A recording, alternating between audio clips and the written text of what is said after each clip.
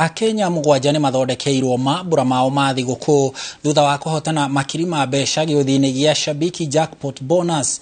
Atandatũ a ahotani aya mainũkĩtie o mũndũ ciringi 56,300 nake mũhotani wa mũthia ainũkia ceki ya ciringi 112,750. Ahotani maumĩte mĩena ĩtiganĩte ya bũrũri ta Laikipia, Kiambu, Makueni, Nakuru na Trans Nzoia. Mawapigia wote makofi. Movaya. All right. Wadau mnaona ni midweek jackpot bonus winners. Kila mtu na cheki yake. Christmas imenoga. Ha! Lakini visa. Mara mbili man.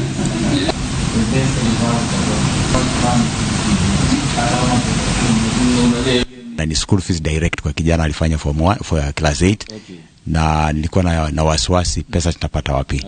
Lakini sasa ni kama Mungu mwenyewe amejibu haya maombi. Biashara kwanza, biashara. Na sikukuu pia tuende ushago subukia. Wacha tukitoka hapa tutapanga.